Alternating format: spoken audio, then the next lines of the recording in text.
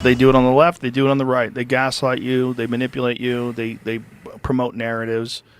And the only one who's not doing that is Robert F. Kennedy Jr. You a fan? Yeah, I am a fan. Yeah, he's the only one that makes sense to me. He's the only one that he doesn't attack people. He attacks actions and ideas.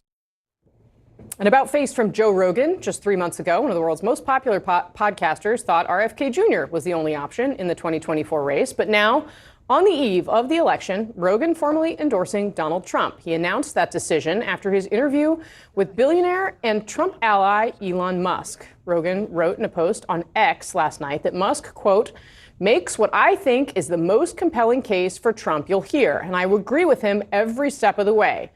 And for the record, yes, that's an endorsement of Trump. Rogan's support comes as the Trump campaign has, of course, pushed to win over young male voters this cycle, with the former president making numerous appearances on podcasts popular with that demographic, including the Joe Rogan Experience. There's no reason not to think that Mars and all these planets don't have life. Is cocaine a stronger Oh, yeah. up?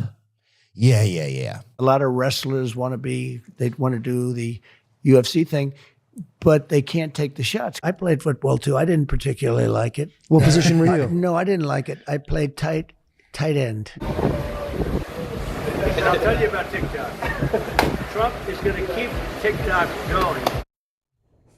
It looks so much more natural on TikTok when you see it being filmed from the outside. The TikTok dance looks conspicuously out of place. Look, I'm not in the camp of someone who I don't really think endorsements tend to matter that much. I wondered about Taylor Swift, and I do wonder about Joe Rogan. Brad, do you think that this actually moves the needle? Well, I think Donald Trump's opponent today is not so much Kamala Harris as it is the Xbox. He needs people who are young males who might not think voting matters and they think the Xbox more fun to get off that couch and go to vote. And That's a really interesting, I mean, it's a very sharp way to put that. And I think Joe Rogan is important in that demographic. I think Elon Musk is important in that demographic. You know, John Fetterman of Pennsylvania says that a lot of young males think that Elon Musk is Tony Stark. And so I think that's actually a pretty important endorsement for him.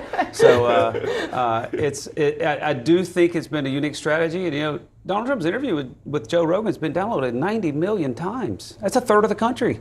That's a really, really big reach.